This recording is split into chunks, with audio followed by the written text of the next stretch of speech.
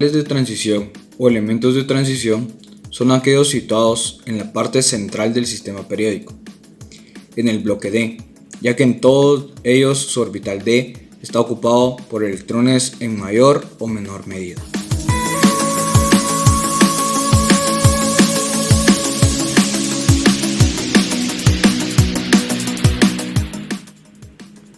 Propiedades de los metales de transición.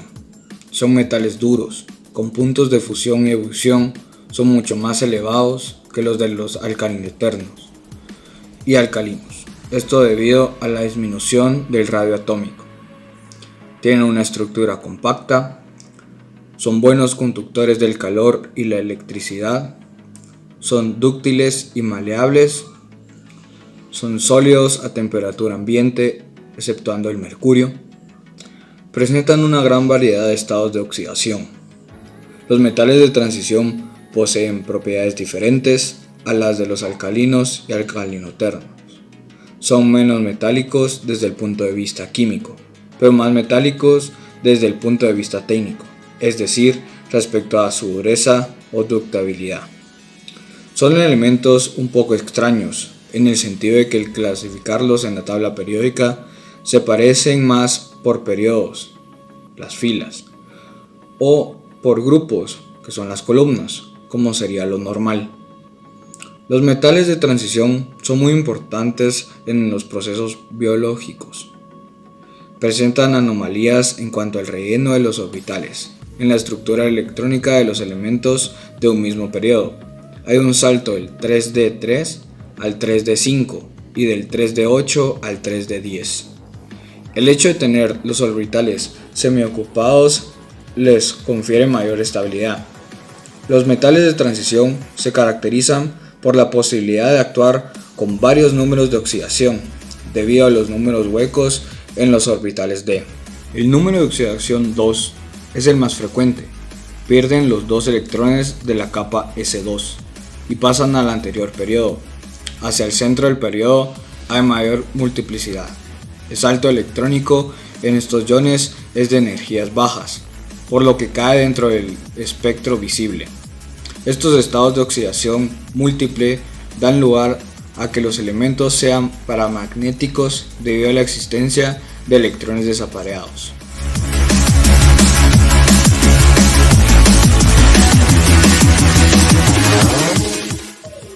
A continuación seguiremos hablando sobre los metales y la metalurgia, en este caso específicamente los metales de transición. Entonces hablaremos un poco sobre lo que es el magnetismo. Existe en la naturaleza un mineral llamado magnetita o piedra de limón que tiene la propiedad de atraer el hierro, el cobalto y el níquel y ciertas aleaciones de estos metales. Esta propiedad recibe el nombre de magnetismo. Los imanes, más que todo, es lo que conoce uno coloquialmente, pero un imán es un material capaz de producir un campo magnético exterior y atraer el hierro. También puede atraer el cobalto y el níquel. Los imanes que manifiestan sus propiedades de forma permanente pueden ser naturales, como la magnetita, la mencionada anteriormente, o artificiales, obtenidos a partir de aleaciones de diferentes metales.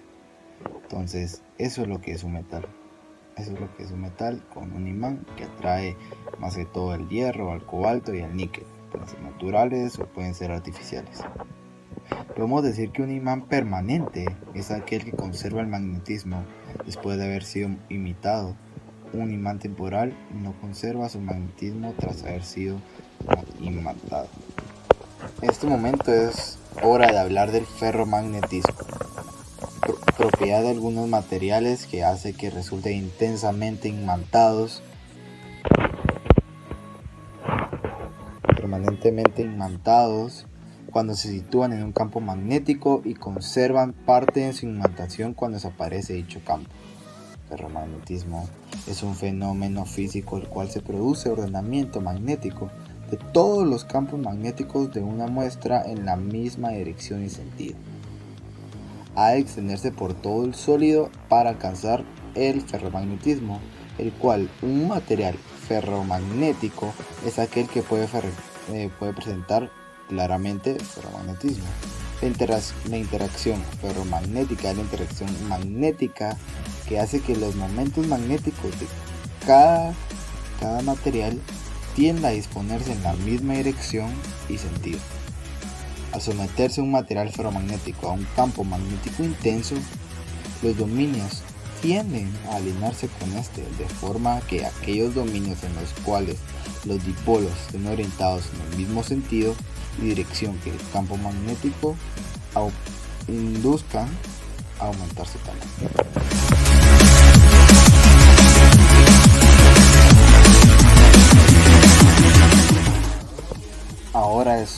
Ahora es tiempo de hablar de la curva de histéresis, la cual muestra la relación que existe entre la densidad de flujo magnético inducido y la fuerza de magnetización. Esta curva se genera midiendo el flujo magnético de un material ferromagnético, lo cual he explicado anteriormente, mientras la fuerza magnetizadora se va cambiando. Un material ferromagnético que nunca ha sido previamente magnetizado o quizá haya sido totalmente desmagnetizado seguirá la línea punteada mientras aumenta en la curva de histéresis. Como demuestra la curva, entre más grande sea la fuerza magnetizadora, más fuerte será el campo magnético del material. Si se invierte la fuerza magnetizadora, es decir, se invierten los polos, la curva se mueve a un punto llamado C, donde el flujo magnético se reduce a cero. Es decir, la fuerza magnetizadora inversa desalineó los dominios magnéticos de tal forma que el flujo neto del material es cero. Muy buen día. Uno de los últimos temas que vamos a tratar en nuestro video es la importancia de los imanes y su uso. Para empezar, ¿qué es un imán? Un imán es un objeto hecho de ciertos materiales de tal forma que crean un campo magnético, y este campo magnético es el responsable de atraer otros imanes, así como materiales ferromagnéticos tales como el cobalto, hierro y níquel. Todo imán tiene al menos un polo negativo y un polo positivo. Estos también cuentan con un campo magnético, y este campo es invisible pero directamente responsable de las características principales de un imán. Entre sus usos cotidianos se encuentra, entre los más conocidos, la brújula. Este antiguo artefacto detecta los campos magnéticos de la Tierra y está compuesto de un imán en forma de aguja sobre un eje de rotación, lo que permite indicar el norte, sur, este, oeste, dependiendo cómo reaccione a los campos eléctricos de la Tierra.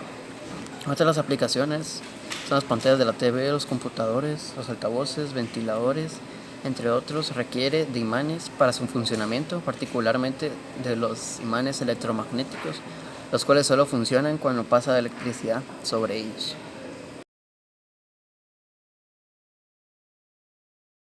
El último tema que hablaremos en este video es sobre qué es el grafeno y cuáles son sus aplicaciones en la actualidad.